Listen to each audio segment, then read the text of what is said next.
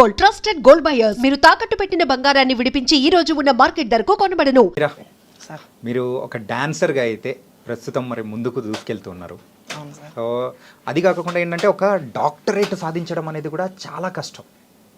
So మీరు ఆ doctorate అనేది కూడా సాధించుకొని ఎంతో మందికి ఆదర్శంగా కూడా ముందుకెళ్తున్నారు. అవును సార్. అది ఎలా సాధ్యం? చెక్క భజన నుంచి సార్. నేను చెక్క భజన అంటే నా ప్రాణం సార్. నేను ఎటువంటి వేరే ఆలోచన ఏం పెట్టుకోకున్నట్లా భజనే నా జీవితం అనుకొని గురువులకు నమ్ముకొని నా ఒక ప్రాణం ఇది చేస్తున్నదే చెక్క భజన గురువులందరూ. వాళ్ళ నుంచి నన్ను ఆదరిస్తున్న యూట్యూబర్స్, ఇన్స్టాగ్రామ్స్, నా ఫాలోవర్స్ అందరి నుంచి నేను ఈ పేరు సంపాదించుకొని వాళ్ళు ఆదరిస్తున్నందుకు నేను డాక్టరేట్ సంపాదించుకున్నాను సార్. కేవలం ఒక డాక్టరేట్ అంటే పర్లేదు, కానీ సో 2 డాక్టరేట్లు, అది కూడా ఏంటంటే ఊరికే ఎవరికి పడితే వాళ్ళకి డాక్టరేట్ అనేది కూడా ఇవ్వరు. మీరు ఆ కళారంగానికి చేస్తున్న సేవను దాని తగ్గట్టు కూడా ఇచ్చారు. అండ్ ప్రస్తుతం అయితే సో మీ వీడియోస్ కానీ ఇవన్నీ మేము చూస్తూ ఉంటాం. సో మీరు ఒక ట్రాన్స్జెండర్గా తర్వాత మారిన తర్వాత అయినా కానీ సో ఈ రంగంలోకి మెయిన్గా ఒక డాన్సర్గా రావడానికి గల రీజన్స్ ఏంటి? ఇట్లా మేము పల్లెటూరులో పుట్టినాం సార్. ఏ ఊరమ్మా? మాది గుత్తి పక్కనే విలేజ్ గుండాల తాండా సార్. గుండాల తాండా, ఎర్రగుడి గుండాల తాండా. ఓకే. అట్లా ప్రోగ్రామ్స్ ఉండే చెక్క భజన, అట్లా అక్కడ ప్రోగ్రామ్స్ మేము చూసేకపోయి పలాని డాన్సర్గా మేము తయారు కావాలి, ఇదే ఎట్లా ఉండాలి, నేను డాన్సరే కావాలనే పట్టుబడి నేను ఆ ప్రోగ్రామ్ చూసి నేను కూడా ఇట్లా ఇంతమంది జనాల్లో నేను కూడా కనబడాలి కదా అనే పట్టుతో నేను ప్రోగ్రామ్ నేర్చుకున్నాను సార్. కానీ ఎప్పుడైనా కానీ ఒక కళారంగం వైపు వెళ్తున్నాము అంటే తల్లిదండ్రులు ఖచ్చితంగా ఎందుకు మనకెందుకు, యూజువల్గా అయితే మా పల్లెటూర్లలో కానీ టౌన్లలో ఉన్న తల్లిదండ్రులు ఎలా ఉంటారు, వాళ్ళ ఆలోచన విధానం వేరుగా ఉంటుంది. అవును సార్. సో వాళ్ళు ఏమన్నా అబ్జెక్షన్ చెప్పడం అట్లా ఏమన్నా ఉందా? అది అని నేను నా స్వతంత్రంగానే నేను ఇట్లున్నాను కదా, ఎందుకు ఇట్లనే నా పేరు ఎందుకు ఇది చేసుకోవాలా, నా తల్లిదండ్రులకి నేను ఇట్లా నేను పేరు పోగొట్టేసినాను, నేను ఒక స్థాయిలో ఉండాలా అనే ఆలోచనతో నేను ప్రోగ్రాంలు పట్టుకునేసినాను సార్. ఓకే. సో అలా పట్టుకొని మరి ముందుకెళ్తున్నారు. అవును సార్. కానీ మీకు అంటే ఏ ఏజ్లో తెలిసిందమ్మా మీరు ఇట్లా అని చెప్పేసి? నాకు ఒక 13-14 ఇయర్స్లో సార్. 13-14 ఇయర్స్. సో యూజువల్గా అయితే ఇలా అనేటప్పటికీ ఖచ్చితంగా తల్లిదండ్రులు కానీ చుట్టూ ఉన్న బంధువుల విషయాలకు వచ్చేటప్పటికి ఖచ్చితంగా అబ్జెక్షన్లు, గొడవలు, తిట్లు అన్నీ ఉండనే జరిగినాయి సార్ అవి. మరి ఇలా మారడానికి గల రీజన్ ఏమనిపించింది, ఎలా మారారు? హార్మోన్స్ ప్రాబ్లం నుంచి మారిపోయినాం. కానీ అంటే ఆపరేషన్ చేయించుకోవడం అనేది కూడా జరిగింది కదా? అవును సార్. నాకు ఒక 14 ఇయర్స్ ఉన్నప్పుడే నేను ఆపరేషన్ చేయించుకున్నాను. అట్లే ఈ జన్మలో ఉన్నాను కదా, ఎందుకు ఇట్లనే ఉండాలా అని ప్రోగ్రాంలు నా ఇంట్రెస్ట్ అంతా, నేను అంతే ప్రోగ్రామ్, నా చెక్క భజనే నా కళ, నా జీవితమే కళకు దారిపోసేసినాను సార్. అండ్ మరి మీరు మారిన తర్వాత సో ఇంట్లో వాళ్ళు మిమ్మల్ని బాగానే యాక్సెప్ట్ చేశారా? బాధపడినారు సార్, కొన్ని రోజులు బాధపడినారు. ఓకే. ఎందుకు వద్దు అది ఇది అని. ఎన్ని రోజులు మరి అట్లా బాధపడ్డారు? ఏంటి వాళ్ళు కంప్లీట్ యాక్సెప్ట్ చేయడానికి ఎన్ని రోజులు పట్టింది? 4-5 ఇయర్స్ వరకు చాలా ఇది అయిపోయినారు అమ్మ నాన్న. వాళ్ళకి ఎందుకు ఇది చేయాలా అని చెప్పేసి నేనే కొంచెం సింగిల్గా ఉండిపోయినా. సింగిల్గా ఉండి కూడా నేను ఎక్కడ బయట బెగ్గింగ్స్ కానీ అటువంటి ఆలోచనలు ఏం పెట్టుకోలే. ఇదే ఈ జన ఆకర్షణ బట్టి నేను ప్రోగ్రాంలు బట్టి నేను ప్రోగ్రామ్తోనే దూసుకెళ్ళిపోతున్నాను సార్. అంటే మీకు నార్మల్గా ఈ చెక్క భజన కానీ డాన్సింగ్ కానీ ఇలాంటివన్నీ ఏ ఏజ్ నుంచి మొదలైంది? నేను 14 ఇయర్స్ దాటిన తర్వాత 1 ఇయర్ నేను ఇంటికాడ ఉన్నాను సార్. తర్వాత రమాదేవి అని ఒక ఆమె భజన డాన్సర్ అనమాట. రమాదేవి తర్వాత ఆమెకు చూసి నేను కదా ఈ ప్రోగ్రాంలు మనం చేస్తే మనకి ఇంతమంది చూస్తారు కదా, గురువులు ఇంత మంచి గురువులు ఉన్నారు, వాళ్ళలో నేను ఒక వాళ్ళ బిడ్డగా నేను పొందాలి ప్రోగ్రాంలలో అని అనుకొని నేను ప్రోగ్రాంల మీదే నా ఇంట్రెస్ట్ అంతా ప్రోగ్రాంల మీదే పెట్టేసినాను సార్. ఏంటంటే సో మీరు మనము ఇంటర్వ్యూ స్టార్ట్ చేసినప్పటి నుంచి మీరు డాన్స్ ప్రోగ్రామ్స్ అని ఇట్లా ఎక్కువ సార్లు కూడా అంటున్నారు. అసలు ఆ ప్రోగ్రామ్స్కి వెళ్ళాలి అని అంటే ఫస్ట్ ఒక స్టార్టింగ్ పాయింట్ అనేది కూడా ఉంటుంది. ఫస్ట్ ప్రదర్శన అనేది కూడా మీరు ఎక్కడ ఇచ్చారు? మేము ప్రోగ్రామ్సా సార్? మేము బళ్ళారి సైడ్ చేసినాం సార్. బళ్ళారి సైడ్ చేసినప్పుడు అక్కడి నుంచి రెస్పాన్స్ ఎలా ఉంది ఏంటి? అది అప్పుడు ప్రోగ్రామ్ డాన్సర్స్కి అమౌంట్ తక్కువే, మాకు ఛార్జీలకి ఇచ్చినా కూడా ప్రోగ్రాంల కోసమే మేము పోయి ఇది నేర్చుకోవాలా, డబ్బుకు చూసుకోకూడదు అనేసి చెక్క భజనకి ఇది చేసినాం సార్ మేము. ఓకే.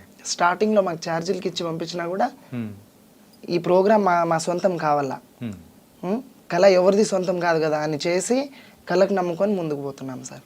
కానీ ఓన్లీ ఛార్జీలకు ఇచ్చారంటే మరి తినడానికి మరి అయితే సర్వైవ్ ఏదో నా జీవితం నేను అట్లానే గడుపుకుంటా నేను ప్రోగ్రాంల కోసమే ఇది చేసినాను సార్. అది ఆ టైంలో మీకు హెల్ప్ చేయడాలు ఎవరైనా హెల్ప్ చేసిన వాళ్ళు ఎవరైనా ఉన్నారా?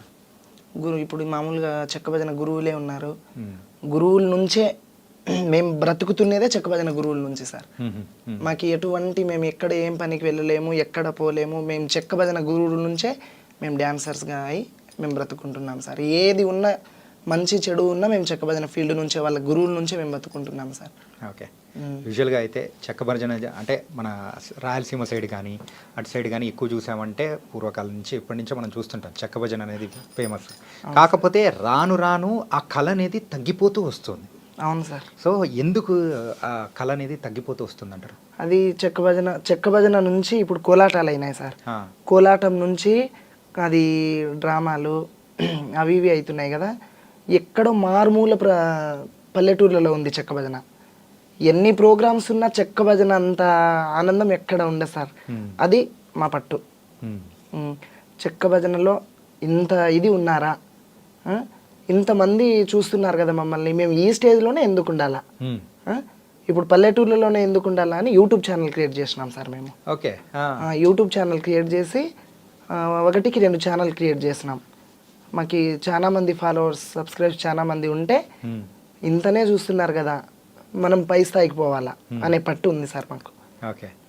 కానీ మరి ఎవరో అంటే మరుగున పడిపోయిన కళ. అవును సార్. దాన్ని మళ్ళీ ఇప్పుడున్న వాళ్ళకి చూపిస్తూ ఉంటే వాళ్ళ దగ్గర నుంచి వస్తున్న కామెంట్స్ కానీ అంటే అప్రిసియేషన్స్ కానీ ఎలా అనిపిస్తుంది? అప్పుడు డాన్సర్స్ లేనప్పుడు కూడా చెక్క భజన అంటే అందరికీ తెలిసినది. డాన్సర్ ఉన్నప్పుడు ఇప్పుడు గురువులు మంచి గురువులు తయారైనారు, మంచి డాన్సర్స్ తయారైనారు.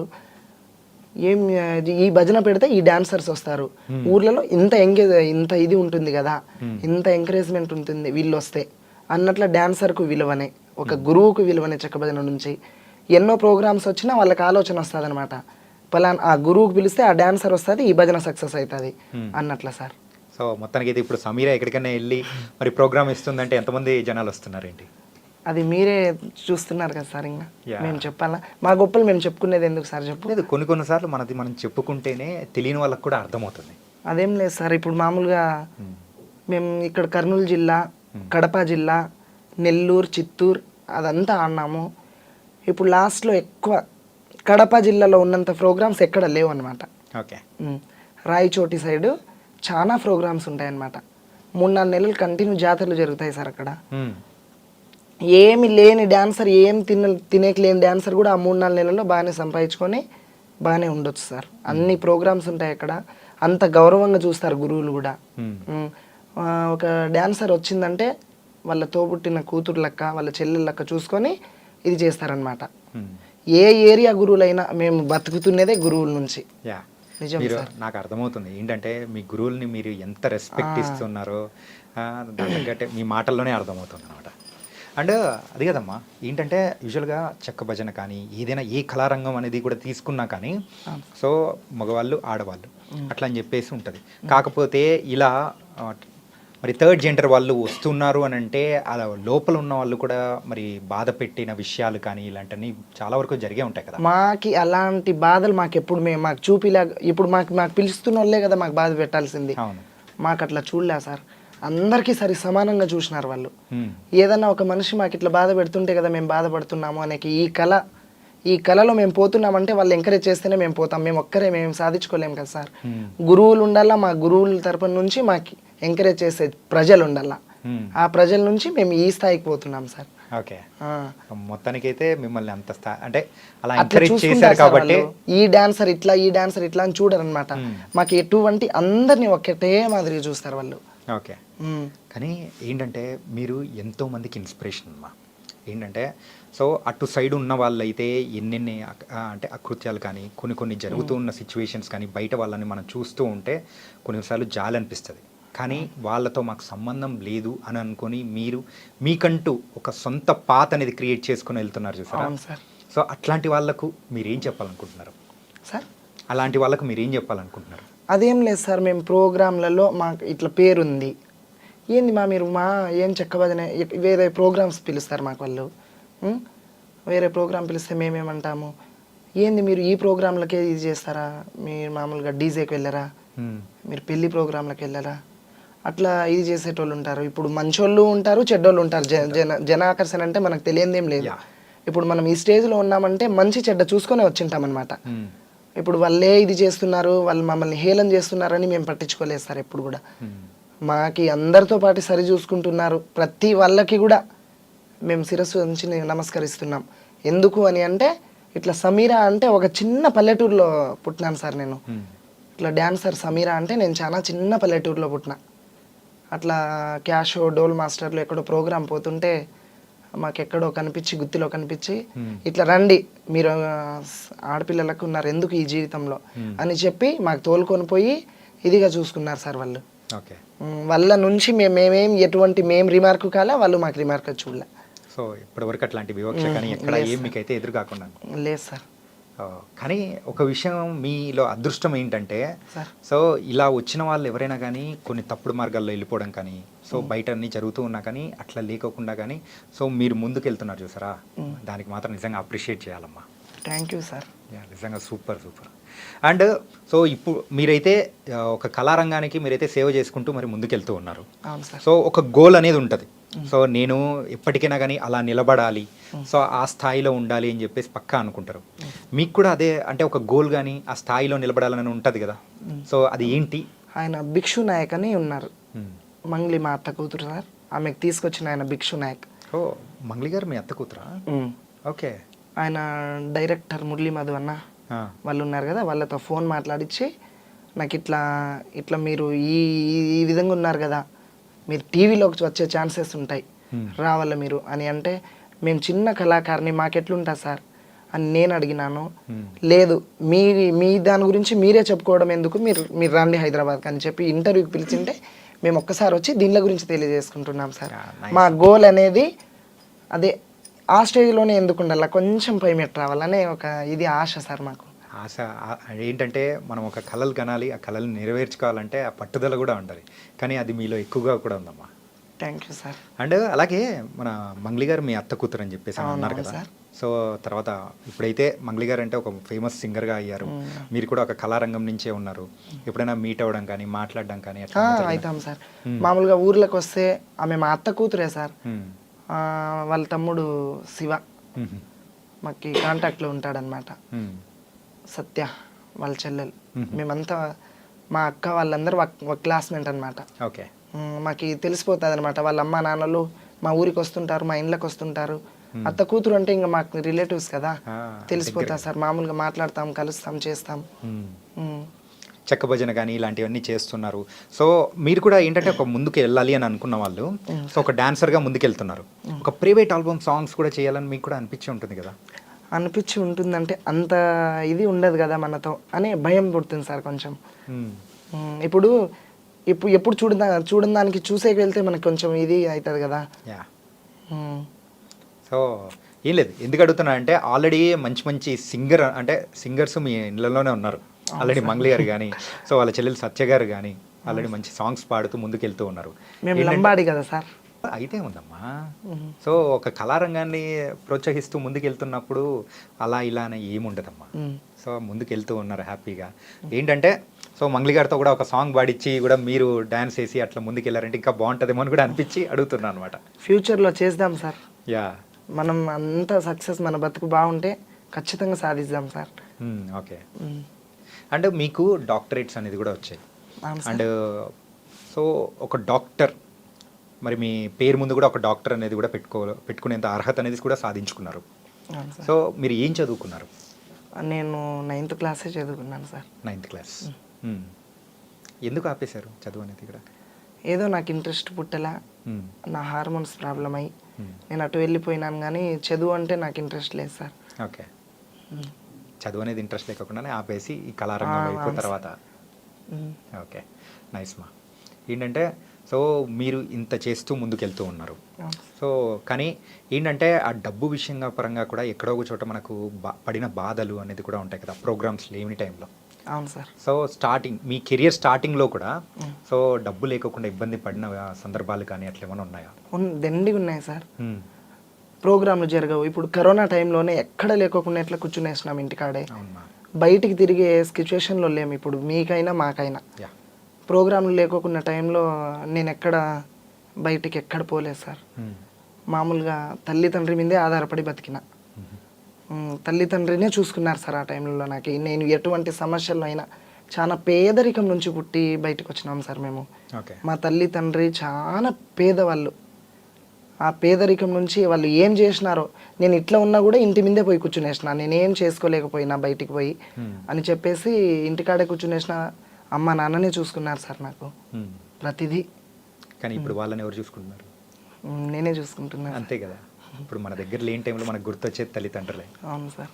అలాంటి టైంలో మనకు బాగున్నప్పుడు మనం చూసుకోవాల్సిన ఎవరిని? వాళ్ళనే చూసుకుంటున్నా సార్. ఏదో నా అయిన కాటికి నేను కష్టపడి చూసుకుంటున్నా. యాజ్ ఎ డాన్సర్గా అయితే మీ కెరియర్ని మలుచుకొని మరి ముందుకెళ్తున్నారు. అవును సార్. కాకపోతే మనల్ని ఎంత ఆకాశానికి లేపే వాళ్ళు ఉంటారో టక్కున రాయితో కొట్టే వాళ్ళు కూడా ఉండే ఉంటారు, విమర్శించేవాళ్ళు. అవును సార్. సో అలాంటి విమర్శలు కొన్ని మనం విన్నప్పుడు కూడా బాధపడి అక్కడే ఆగిపోయిన సందర్భాలు కూడా ఉంటాయి. ఖచ్చితంగా ఉన్నాయి సార్. సో మీ లైఫ్లో కూడా అట్లాంటిది ఏమన్నా?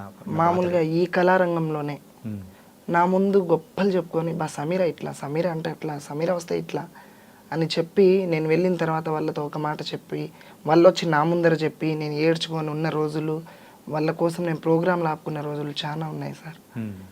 ఆ ప్రోగ్రాంలలో నేను సింగిల్గా పోతే నన్ను హేళన చేసి, నన్ను కించపరిచి, వాళ్ళని ఇట్లా చేయాలా అట్లా చేయాలా అని వాళ్ళు మాట్లాడి నన్ను ఇది చేసిన రోజులు చాలా ఉన్నాయి సార్ అవి. అయినా నేను దానిలోకి ఇది అనుకోకుండా, చేసిన వాళ్ళు నా వాళ్ళే, చేయని వాళ్ళు నా వాళ్ళే అని అనుకొని, అందరినీ నా వాళ్ళే అని అనుకొని ముందుకు పోతున్నాం సార్ మేము. కానీ ఎవరైనా కానీ ఎక్కడైనా ఆగిపోతుంటారు. కానీ మీరు ఆగిపోకుండా ముందుకు వెళ్ళడానికి ఎవరో ఒకరు వెన్ను తట్టి ప్రోత్సహించిన వాళ్ళు ఉంటారు కదా. ఇప్పుడు వాళ్ళని కొంచెం మనసులో పెట్టుకొని వాళ్ళతో మంచిగానే ఉండి, మంచిని పక్కన పెట్టి, మళ్ళీ గురువులు, ఒక్క గురువుకే కాదు కదా మేము పోయేది, ఎంతోమంది గురువులు, చెక్కబదిన గురువులు. మేము డాన్సర్స్ చాలా మంది ఉన్నాము, గురువులు మేము డాన్సర్స్ ఒక 100 మంది ఉంటే 1000 మంది గురువులు ఉన్నారు సార్. ఇప్పుడు వాళ్ళు ఈ గురువుకి నేను పనికి రాకుంటే ఇంకో గురువు కన్నా పనికి వస్తా కదా. ఇప్పుడు వాళ్ళు ఏదో చెప్పి నన్ను ఆపేసినారు వాటికి, సరే అది బాగుంది, అక్కడే నేను ఆగిపోను కదా.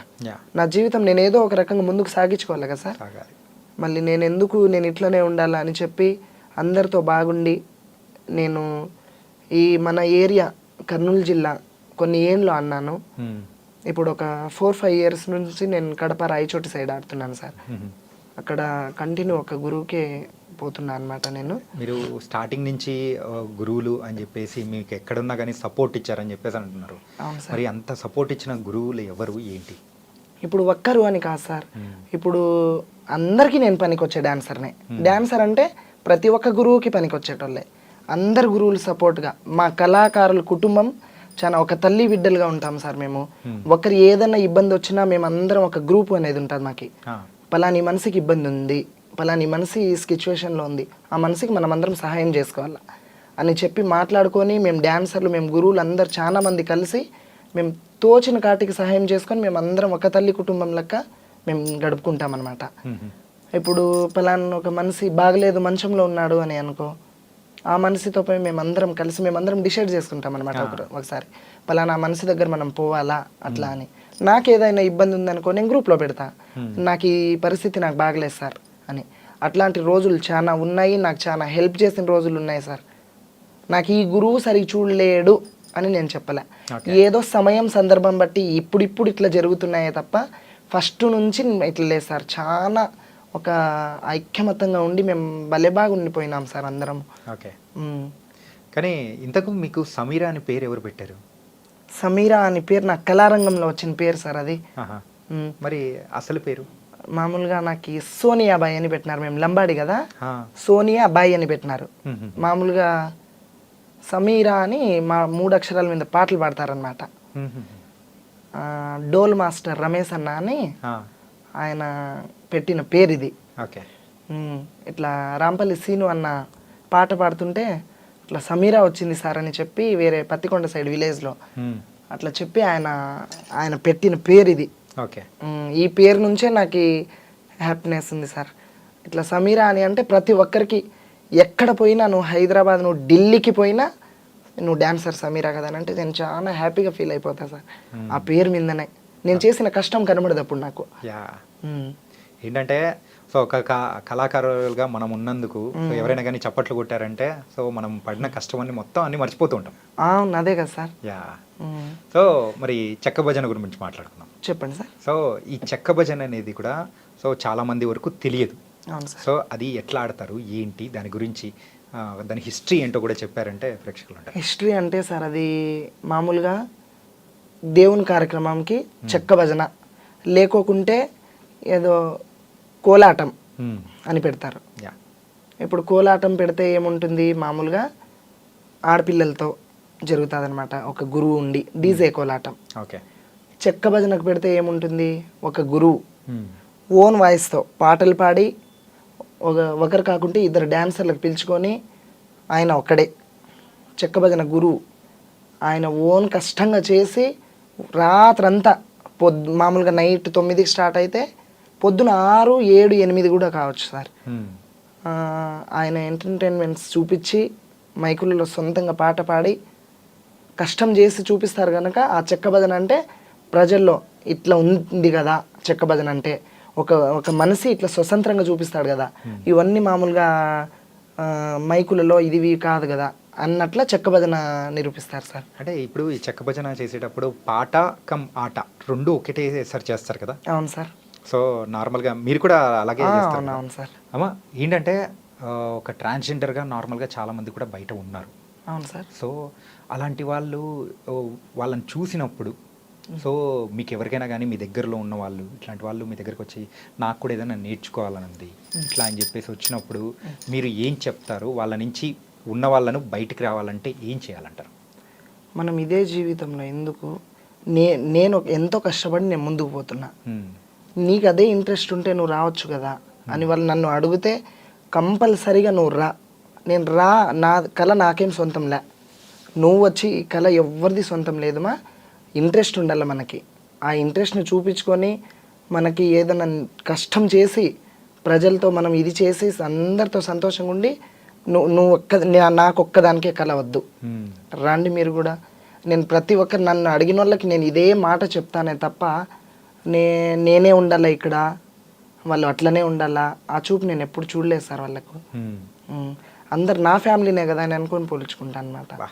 సూపర్ మా. అండ్ ఏంటంటే సో ఇలా ఉన్నప్పుడు ఖచ్చితంగా ప్రపోజల్స్ కూడా ఎంతో మెసేజ్లు పెట్టడాలు అన్నీ వచ్చే ఉంటాయి కదా మీకు? నాకు ఆ విధంగా ఎవరు ఇదేం చేయలేదు సార్ ఇప్పటి వరకు. సో నన్ను ఒక డాన్సర్ లాగానే చూస్తారనమాట అందరూ. సో లైఫ్లో ముందుకు వెళ్ళాలంటే ఒక తోడు కావాలని ప్రతి ఒక్కరు కూడా కోరుకుంటూ ఉంటారు. అవును సార్. సో అట్లా మీకు కూడా తోడు కానీ అట్లా అనిపించిందా? అదేం లేదులే సార్. సో ఇప్పుడు తల్లి, తండ్రి, అన్న, తమ్ములు ప్రోగ్రాంలలో ఉన్నాము, ప్రోగ్రాంలకు పోయిన గురువునే నాకు అన్ని అందాలుగా చూసుకుంటారు వాళ్ళే, అదే తోడు సార్ నాకు ఎటువంటిది ఏం వద్దు. ఓకే. సో మొత్తానికైతే సో మీ లైఫ్ని ఇలా లీడ్ చేసుకుంటూ కళలకే సో అంకితం చేయాలని చెప్పేసి అనుకుంటున్నారు అన్నమాట. అవును సార్. ఓకే. సో మన ప్రేక్షకులకు కానీ సో ఎవరైనా మీ ఇన్స్టాగ్రామ్ కానీ లేకపోతే వాళ్ళ ఫాలోవర్స్ అందరూ ఉంటారు కదా, సో అక్కడ కొన్ని చెప్పలేకపోయినది ఇక్కడ మన ఈ వేదిక ద్వారా చెప్పాలనుకుంటుంది ఏదైనా ఉంటే చెప్పండి అమ్మా. నన్ను వాళ్ళు ఇప్పుడు నేను మామూలుగా ఇన్స్టా లైవ్ పెడితే సడన్గా నాకు 1000 మంది 2000 మంది ఫాలోవర్స్ వచ్చేస్తారు. ఇట్లా ఎంతో మంది నన్ను యాడ్ చేయని అంటారు. ఆ ఇన్స్టా లైవ్లో వాళ్ళకి చూసి వాళ్ళు మాట్లాడే మాటలకి ఆ సంతోషం తట్టుకోక, ఇది కదా నేను పేరు సంపాదించుకునేది, ఇది కదా ఈ పేరుతోనే ఉండకూడదు, నాకు ఆ సంతోషం చాలు, బయట జనాల నుంచి నేను ఇంత ఉన్నాను కదా అనే ఆలోచనతో నాకు ఎంతో హ్యాపీనెస్గా ఫీల్ అయిపోతా సార్. నా నాకు ఇన్స్టా వల్లే కాదు, నా ఫేస్బుక్, నా ఇన్స్టా ఫ్యామిలీ, నా యూట్యూబర్స్ వాళ్ళందరి నుంచి నేను ఈ పేరు సంపాదించుకున్నాను. నేను ఒక్కదాన్నే కష్టం చేసి సంపాదిలా సార్. నన్ను వాళ్ళు ఆదరిస్తేనే నేను ముందుకు పోతాను. నేను ఎంత ఉన్నా కూడా నేను ఈడ ఆడదాన్ని ఇక్కడే ఆడుతుంటా, ఒకరు చూసి నన్ను వాళ్ళు ఇది చేస్తే ఎంకరేజ్ చేస్తేనే కదా సార్. అండ్ ఇప్పుడు మీ లైఫ్ ఏదైతే ఉందో సో ఈ సోషల్ మీడియాకి రాకముందు ఎలా ఉంది, వచ్చి మీరు దానిలోకి ఎంటర్ అయిన తర్వాత ఎలా ఉంది? ఈ ప్రోగ్రాంలు చేసి ఈ సోషల్ మీడియాలోకి వచ్చిన తర్వాతనే మా లైఫ్ చాలా బాగుంది సార్. అంతకుముందు మేము చాలా పేదరికంగా బతికినాం సార్. మేము అంటే ఇప్పుడు ఈ సోషల్ మీడియా ద్వారా మీకు అంటే డబ్బులు సంపాదించుకునే మార్గాలు పెరిగాయంటారా లేకపోతే ఎలా? సోషల్ మీడియా నుంచే కాదు, మేము చేస్తున్న కష్టం నుంచి ఈ సోషల్ మీడియాతో మా పేరు పక్కకు పోయి ఈ స్టేజ్లోనే కాదు, ఈ జిల్లానే కాదు, ఇంకొక జిల్లాలో కూడా పలానా డ్యాన్సర్ రావాలా, ఈ ప్రోగ్రామ్ హైలైట్ ఉంటుంది, పలానా గురువే రావాలా. ఇప్పుడు మేము చేయాలంటే ఇట్లా రాయచోటి అశోక్ సమీరా ఉంటే ఈ ప్రోగ్రామ్ చాలా బాగుంటుందన్నమాట అని వాళ్ళు అడిగిన వాళ్ళ కాడపోయి వేరే వాళ్ళు చెప్పడం ఉంటుంది, చాలా ఉంటాయన్నమాట. అయినా అందరం ఒకటే అని కలిసికట్టుగా వెళ్ళిపోతాం ప్రోగ్రాంలలో మేము. సో మొత్తానికైతే కొత్త కొత్త విషయాలు కానీ మాతో చాలా చక్కగా షేర్ చేసుకున్నారు. అండ్ అసలు డాన్సర్ సమీరా అంటే ఏంటి, ఎక్కడి నుంచి వచ్చారు అనేది కూడా మా ప్రేక్షకులకి చాలా చక్కగా వివరించారు. So thank you so much మా. Thank you sir.